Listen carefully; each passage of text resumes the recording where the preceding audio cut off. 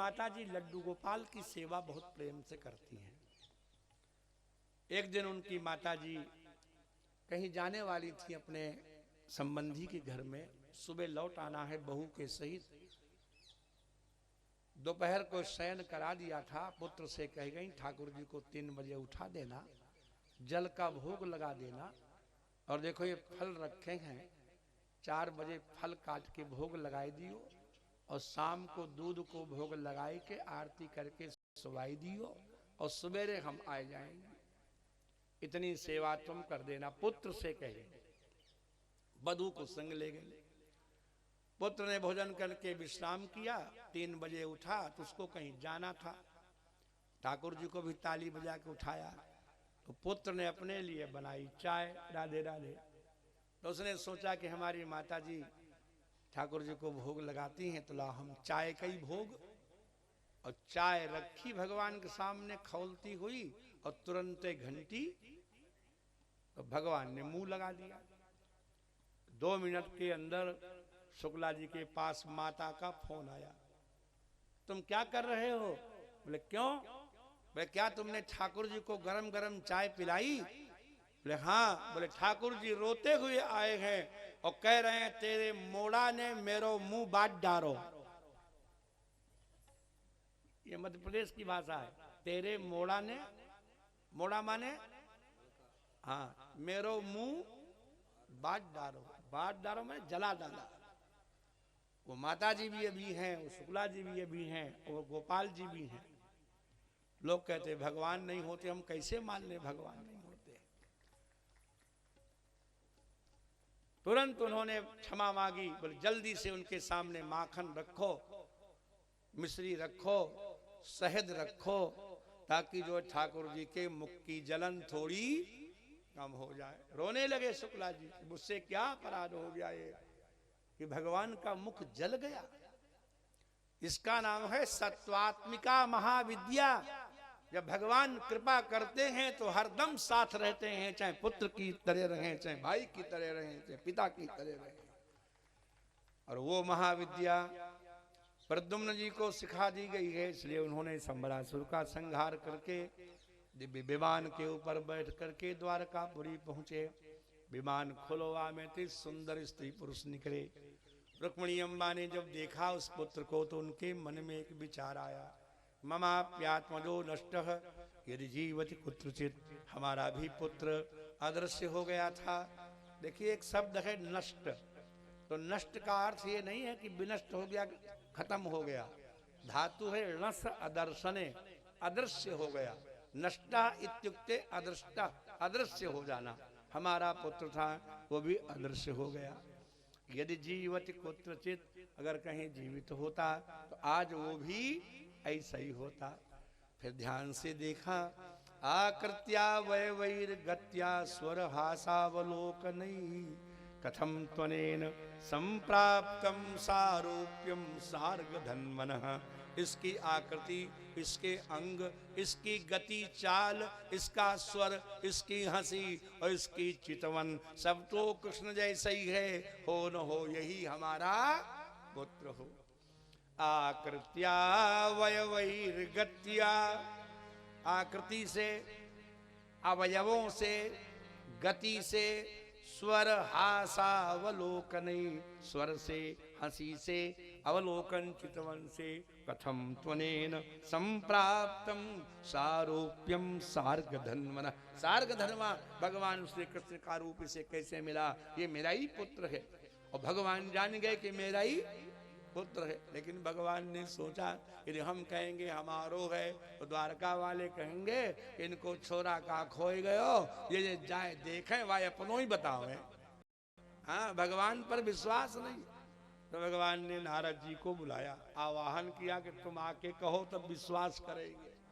तो नारदो कथयत सर्वम संबराहरणादिकम, तब नारद जी ने द्वारका में आके कथा सुनाई सब पूरी। अब खूब बधाई बजने लगी, राधे राधे। लड़का मिल गया और बहू भी मिल गई। लेकिन रुक्मिणी जी के मन में एक खुटका रह गया कि जैसे मैं झटके में आई ऐसे हमारी बहू भी झटके में ही,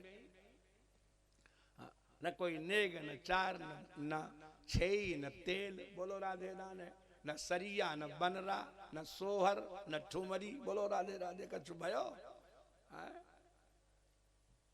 लेकिन आए गई बहू। भगवान कहते हैं इसके अतिरिक्त भी भगवान श्री कृष्ण के अनेक विवाह हुए।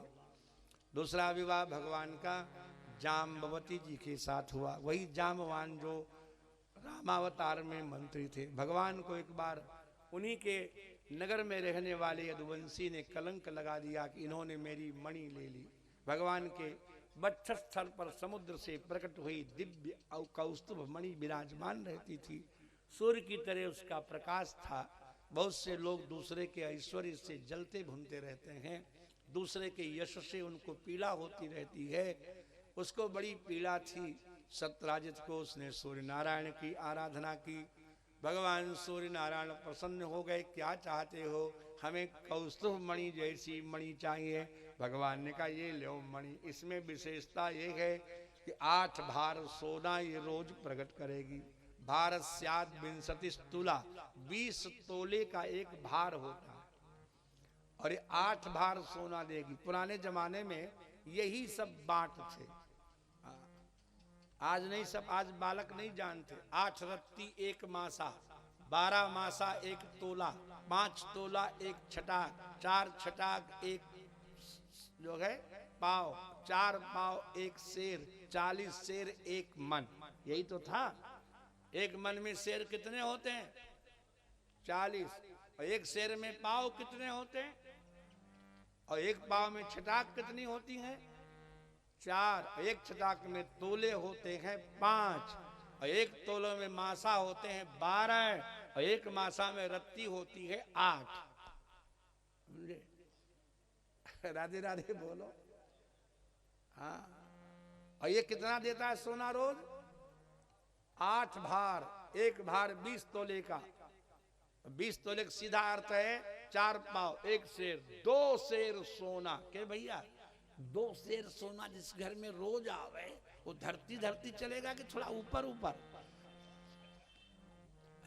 सत्यराजित तो ऊपर ही ऊपर चलने लगा। एक दिन सबसे ऊपर मणि करी और भगवान के पास जाके पहुंच गया। सब लोगों को अपना आभूषण दिखाने की बड़ी रुचि होती है। जितनी बिटिया बैठी सच्ची सच्ची बताओ, अगर नई अंगूठी बनवाओ तो पूरे मोहल्ले में घूम आओगी कि नहीं? ऐसे ऐसे हाथ करके समझाओगी ताकि नजर पड़ जाए। लुधियाना में एक माई थी, चरखा चलाती, सच्ची घटना है। और उसने बड़ी मेहनत से एक चांदी का बाजूबंद बनवाया। बाजूबंद पहले कोहनी के ऊपर एक मोटा कड़ा पहना जाता था, अब नहीं पहनती बेटियां। अब वो बाजूबंद बनवाए के पूरे मोहल्ले में घूम आई, दुपट्टा ऊपर डाल के, बाँह खोल के। लेकिन किसी मोहल्ले वाली स्त्री ने नहीं पूछा दादी तुमने बाजूबंद कब बनवाया। मारे गुस्से के उसने अपनी ही झोपड़ी में आग लगा दी। और जब आग जलने लगी तो गांव के लोग दौड़े, क्योंकि उस समय नल वल तो थे नहीं, बाल्टी कुआं।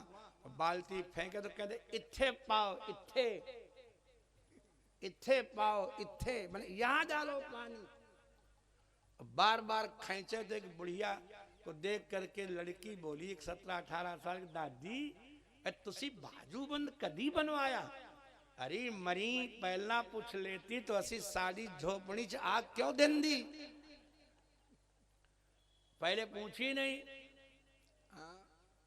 आभूषण दिखाने का बड़ा शौक होता है। और ये आज की घटना नहीं है। एक बड़ी सुंदर कथा है, जीव गोस्वामी जी ने लिखा कि एक सखी थी गोकुल में, वृंदावन में समझो। तो ऐसी कटोरियां उसने जोड़ी एक दूसरे से, 4-5 कटोरी। एक में कारो कारो चंदन कस्तूरी को, एक में लाल लाल, एक में केसर को पीरो पीरो, एक में सफेद। अब बुरुस लेके पीछे कटोरिया की स्टैंड छिपाई के और भगवान के पास पहुंची। मुस्कुराने लगी। भगवान काय को मुस्कुरा रही, काय को आई है? बोले हमने सुनी है तुम सकल कला विद हो, तुम्हें सारी कलाएं आती हैं। भगवान बोले और का गंवारी तो आएंगी, मुझे आती है सारी कलाएं। तब तुरंत उसने स्टैंड सामने कर दिया। बोले सारी कलाएं आती हैं तो हमारे कपोल पर एक चित्रकारी बना के दिखाओ। अब प्रेस्टीज इशू बन गया, नहीं बनाएंगे तो बदनामी करेगी, इसको तो कुछ आता ही।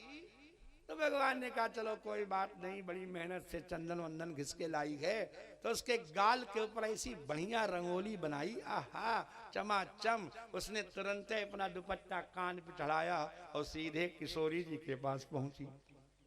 किशोरी जी माने, और वो गाल उन्हीं की तरफ करके बैठ गई और खूब बातें करे, ऐसे ऐसे करे, हाँ किशोरी जी। और जान गई किशोरी जी की अपनी रचना दिखाने, लेकिन उन्होंने भी मसक्ति साध ली। नहीं पूछा तो मारे गुस्से के उसने कही, क्यों किशोरी जी पूछोगी ना, किन्ने बनाई है?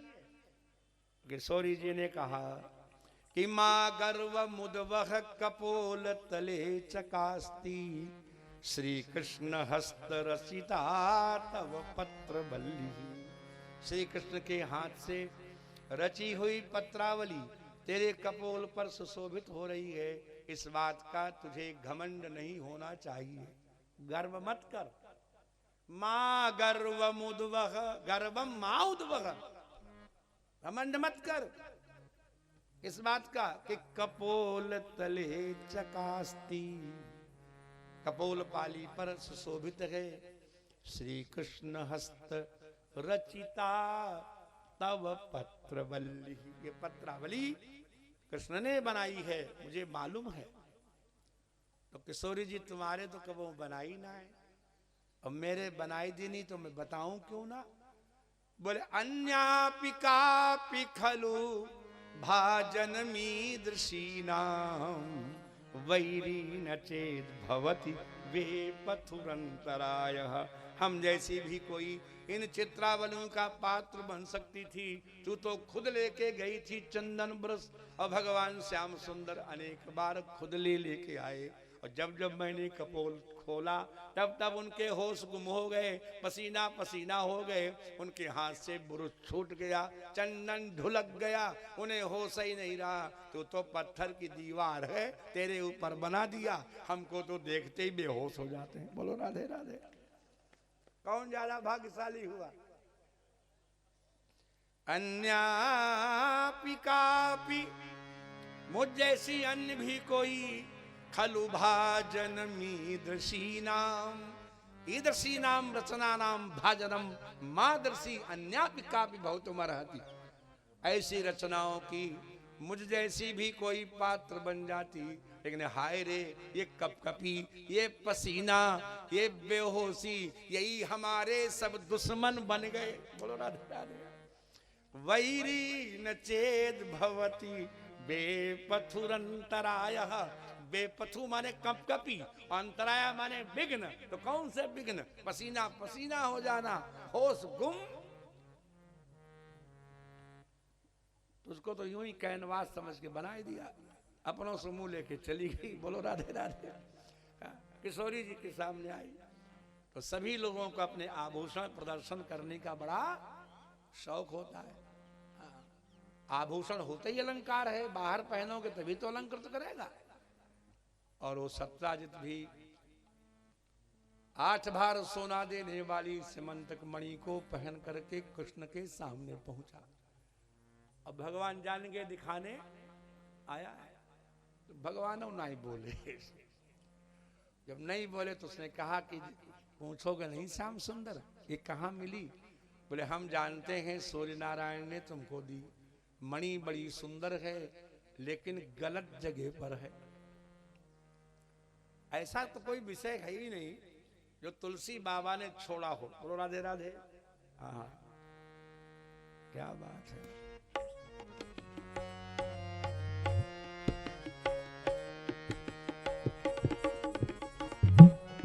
मुक्ता छवि जैसी मणि माणिक, मुक्ता छवि जैसी। मणि पैदा होती है सर्प के फन में, माणिक पैदा होते हैं पर्वत के शिखर में, और मुक्ता पैदा होते हैं हाथी के मस्तक में।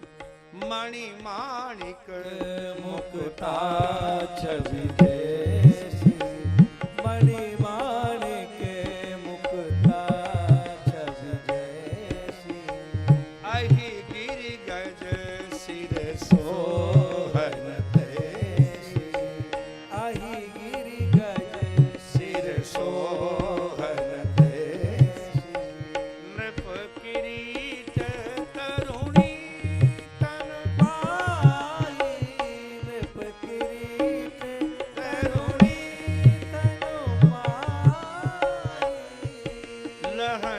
सकल शोभा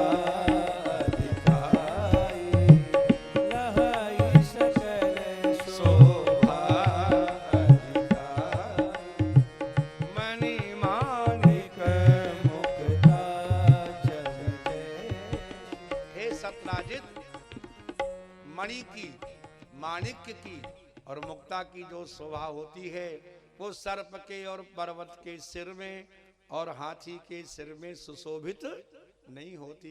लेकिन वही नृप किरीट, राजा का मुकुट मिल जाए या तरुणी तन या किसी सुंदरी का शरीर मिल जाए तब उनकी शोभा होती है। तुम्हारे ऊपर थोड़ा ना जच रही है मणि। इस मणि को राजा उग्रसेन को दे दो। समणिम यदुराजाय सौरिणा याचित क्वचित। भगवान ने मणि यदुराज उग्रसेन के लिए मांगी उससे कि दे दो। भागवतकार कहते हैं कि जब कोई आपके यहाँ कोई वस्तु मांगने आवे सज्जनों, तो मांगने वाले की औकात हैसियत देखकर ही हाँ नाही करनी चाहिए, सहसा नाही नहीं करनी चाहिए। हाँ। तो वहां पर बड़ा सुंदर पंक्ति है, बड़ा अच्छा लगता है। नैवार्थ कामुक प्रादात याचिया भंग मतर्कयन। लक्ष्मीनाथ भगवान द्वारकाधीश मांग रहे हैं, इस बात पर विचार बिना विचार किए हुए उस अर्थ कामुक, क्या नाम रखा उसका, अर्थ कामुक, उसने ना ही कर दी। उसने ये भी नहीं सोचा कि कहने वाला कौन है, कहने वाला कौन मांग रहा है। द्वारकाधीश मांग रहे हैं, लक्ष्मी के स्वामी मांग रहे हैं, त्रिलोकीनाथ कह रहे हैं कि मणि तुम यदुराज को दे दो। लेकिन नैवार्थ कामुक प्रादा याच्या भंग मतर्कयन। भगवान की याचना वाली वाणी भंग हो जाएगी, इस पर विचार न करके उसने सीधे ही क्या कर दियो होगो, मैं ना दूंगा। भगवान बोले तेरी इच्छा, लेकिन हुई है सोई जो राम। यही तो बात है, बड़ों की बात जो नहीं मानते बाद में पछताते हैं। बड़े भैया ने मणि उतारी, गले से खुटिया में टांग दी। छोटे भैया ने सोची जरा हम भी देखें। जैसे बड़े भाई ससुराल में मिले मोटरसाइकिल, बोलो राधे राधे, तो छोटे भाई का दांव लगे कि चलाएगो कि ना, बोलो। और छोटे भाई जाए इतनी जोर चलावे कि हो जाए ट्रक से एक्सीडेंट, क्या होएगो। वही हुआ। प्रसेनजित पहन गए और वहां वन में, मैं इसको कहते हैं लॉन्ग ड्राइव, क्या करने चले गए। हाँ, कभी कभी जाते हो कि नहीं,